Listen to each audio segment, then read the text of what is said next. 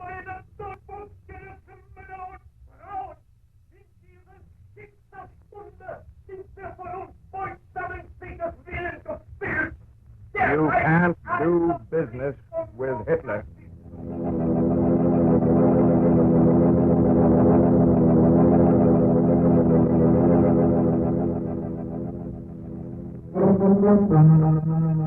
We are now at war. There are but two alternatives, total victory or total defeat. There can be no such thing as a military stalemate that would result in the survival of Hitlerism. That is the opinion of a man who knows. Douglas Miller, for 15 years commercial attaché to the American Embassy in Berlin, presenting a new radio series adapted from Mr. Miller's book, You Can't Do Business with Hitler, Episode 1. Heads they win, tails we lose.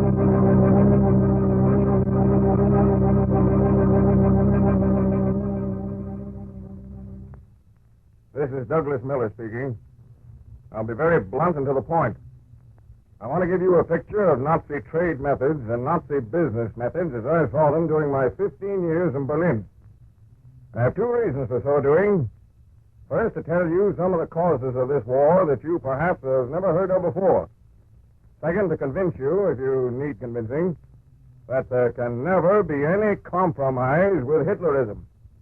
We wipe it out, or it wipes us out. Now let's get on to cases. The case of James Dunning Forrester, for example. Forrester was an American businessman who back in 1937 was trying to do business with Germany. He had nearly completed a deal to sell a shipload of American goods to the Nazis. To close the deal, Forrester was asked to call upon an important Nazi official at the Ministry of Economics in Berlin. And now, Herr Forrester, there are just a few things more to settle, and we conclude your business. But I thought everything was settled. Not quite everything, Herr Forrester. There is the matter of shipping. But my firm will take care of that naturally. Yeah, of course. But we expect that you will ship your goods on a German ship. I'm sorry, I'm afraid that's impossible. My company has a contract with an American line. You see, we... Then the contract must be broken. I beg your pardon? I mean, Herr Forrester, that our regulations demand that your goods be shipped on a German vessel. Otherwise, your business with us must be cancelled. But why should I put American seamen out of a job? Regulations, Herr Forrester, regulations. There's nothing I can do about it, you understand. Well, I suppose it could be arranged, but I don't like it very well. Now, another thing, Herr Forrester. Are you insured with an American company? You needn't worry about insurance, Herr Schwartz. The company I'm insured with... Is it an American company, Herr Forrester? Naturally. Unfortunate. I don't understand. Well, our regulations demand you insure with a German company. Why, that's ridiculous. After all, I'm the one who stands to lose if anything happens. I think I should have the right to insure myself with an insurance company of my own choosing. Herr Forrester, are you implying that German insurance companies are not dependable? I'm implying nothing of the kind. Look here, Herr Schwartz. We'll forget this insurance matter for the moment.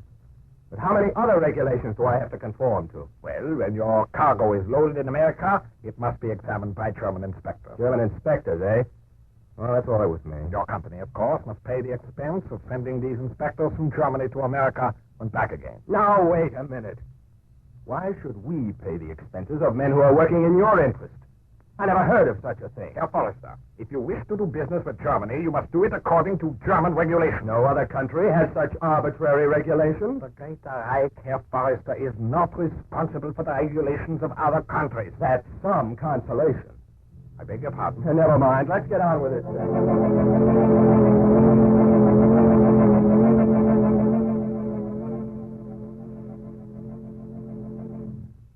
And that's the way the Nazis do business. There's no such thing as having a purely business relation with a totalitarian state. Every business deal carries with it political, military, social, and propaganda implications. Proof? I have plenty of proof. For example, about 3 years ago, Goebbels' Ministry of Propaganda arranged for the president of the German Film Chamber to visit my office to discuss an exchange of motion pictures.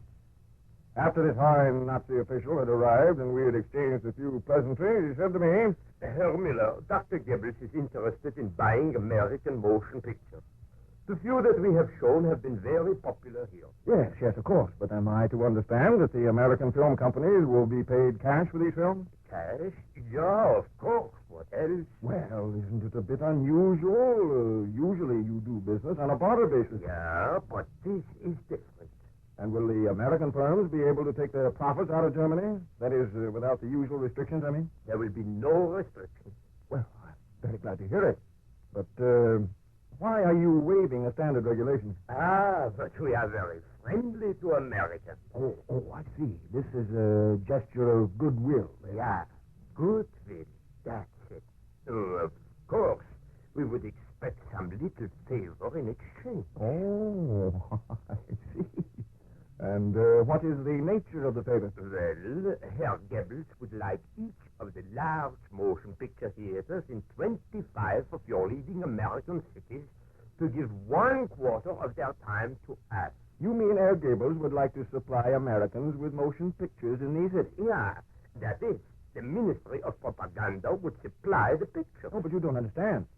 The United States government has no power to force American motion picture houses to show German propaganda films.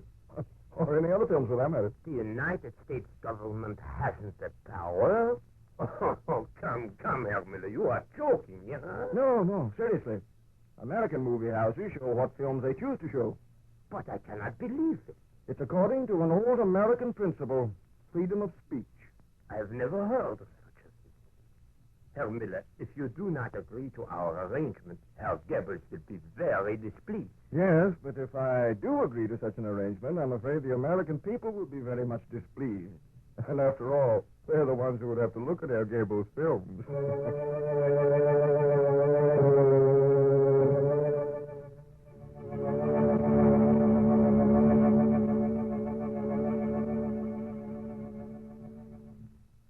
So you see, the Nazis were very willing to do business with us if they could, in exchange, flood American theaters with their Nazi propaganda.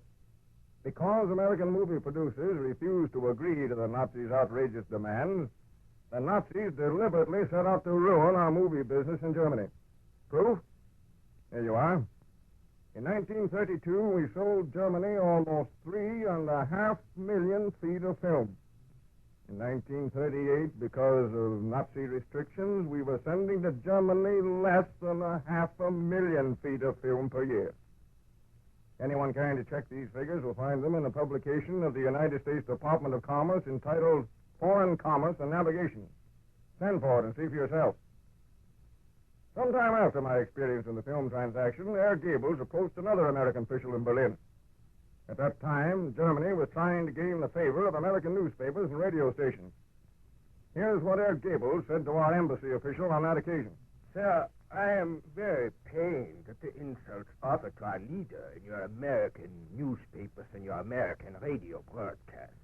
I see no reason why we cannot have an understanding about such things. What do you suggest? As a friendly gesture, I suggest that you select any German journalist or radio announcer who, in your opinion, has made remarks insulting to the United States.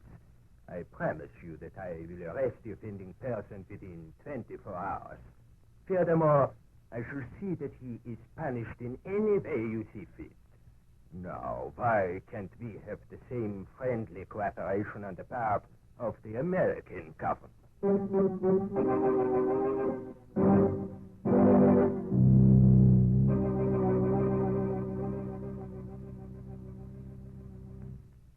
Can you imagine our government permitting any foreign government to point out offending American journalists or radio broadcasters and suggesting their arrest? Yet Germany was treating us very well compared to the way she treated smaller countries who were powerless to resist. Let me tell you what happened to Swedish firms doing business with the Nazis. One day in the office of the president of one of these Swedish firms... Mr. President, this letter... Never mind that now, Carlson. I called you in here to discuss something very But important. this letter is urgent, Mr. President. You must look at it right Please, away. Carlson, listen to me. But, sir... Carlson, I want to talk to you about a personal matter. Now, will you please sit down here? Oh, very well, sir. Carlson, how long have you been working for me? How long? Let me see. 21 years? 21 years. I don't have to tell you, Carlson, that you've been one of my most loyal employees. Is there something the matter, Mr. President? No, nothing. No. Well, have you thought of retiring, Carlson, on a pension, I mean? Mr. President, is this all you have to speak of? My career? No, sir. I have 10 good years in me yet for the company. Now, this letter, Mr. President, you must look at it. It is from the Berlin Secret Police. Gestapo? Yes. They demand that we stop advertising our goods in the local newspaper. What right have they to ask such a thing? It's the best newspaper. We've been advertising in it for years. You don't understand, Carlson. The paper in which we advertise is pro-democratic. And this is the Nazi method of striking out at their enemies. Well, they're using us as a tool. But we won't do it. You tell them, sir. You tell them we won't do it. I can't tell them that, Carlson. If I refuse, it means ruin. You must refuse. But you don't understand. We're in their hands. You see, we've come to depend upon their business. They should cut it off now. Well, if only I hadn't permitted myself to be led into such a position. And one demand after another. I thought I could play along with them and still maintain our independence. I was wrong. Don't give in to them, sir. You must make a stand somewhere. No, it's settled, Carlson. You make all necessary changes and see that our advertising contract is transferred elsewhere. Very well, Mr. President. If that's your order. Now, I'll go back to my office. Carlson, wait. Yes, sir? This other matter, your resignation. But I'm not ready to resign, Mr. President. Please, now, I'll be very frank with you. I received another letter from the German secret police that I haven't told you about. Another letter? Yes. Remember a few months ago, they asked me to send them a complete list of all the workers here? Well, they've checked that list with their spies here in Sweden, and now they demand that I discharge certain employees. Charge employees? But why? Now, the Nazis say they're Jewish and communistic. Of course, these are the names the Nazis apply to anyone opposed to fascism. Will discharge these employees, then? I must. But I wanted you to understand. That's all, Mr. President. No, it's not all. There's one more thing. Yes? Carlson, your name was among those the Nazis demanded I discharge. My name? Yes, because you have openly stated your hatred of the Nazis. Now, of course, you understand you'll be pensioned. You don't have to worry about your wife or your You children. needn't discharge me. I shall save you the trouble. Any man who has worked here is a traitor to his country. I resign. Oh, don't go on like that, Carlson. You must understand my position. Carlson, wait. Carlson, please come back here. Carlson.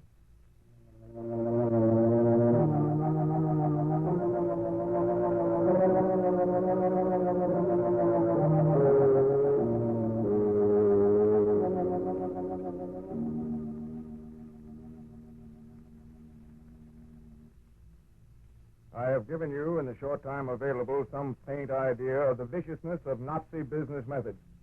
Germany has been carrying on a war against America since 1933. A war of trade, a war of espionage, a war of propaganda. We must finish this once and for all, so that Hitler's cutthroat business and propaganda methods will never again sap our strength. We must carry on this war until Nazism is completely and finally exterminated. You can't do business with Hitler.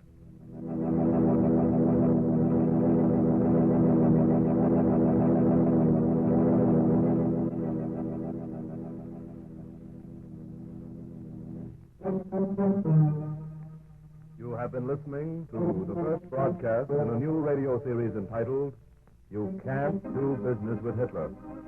Listen for the second broadcast in this series, which is entitled Broken Promises. This program, written and produced by Frank Telford, is brought to you by the Office for Emergency Management in Washington.